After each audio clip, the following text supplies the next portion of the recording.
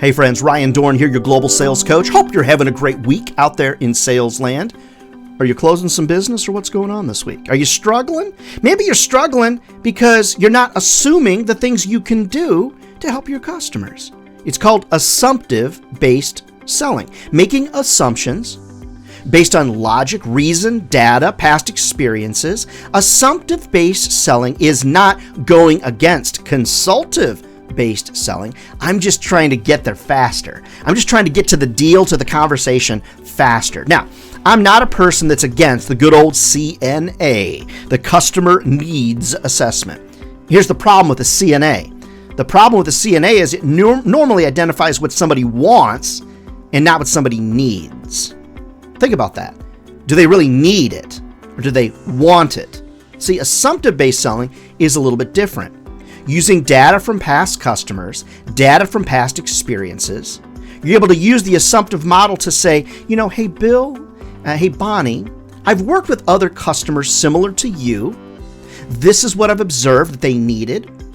This is what we've done that's worked. Are you in a similar situation? Can I help you with something like that as well? What I've discovered through years of doing this, 30-some years, friends, being in sales and marketing and theatrics of the sales, business, the illusion of knowledge, if you will, is really if you can assume correctly, which it happens a lot if you're good at it, what you'll find is that you've got a deeper connection that happens faster.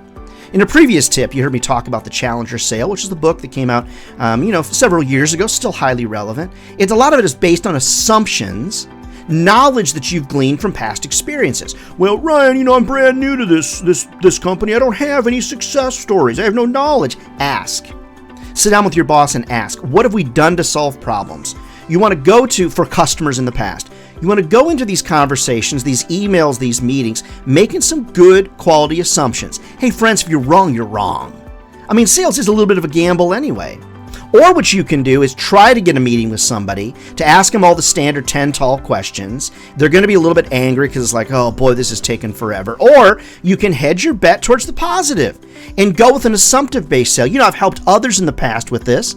You're in the same type of business. I assume you might have similar problems. They could say, well, I don't. Okay, well, tell me, what can I do to be of help to you? When you wake up in the morning, if you plan to be in sales, you need to plan to be in a business that's ever changing. If sales was easy, everybody would be doing it. And they're not. I'm not against the customer needs assessment. I'm just getting further faster by making assumptions. And the vast majority of the time, friends, I'm right with my assumptions. I just am. If sales was easy, everybody would be doing it. They're not. Friends, we are the chosen few.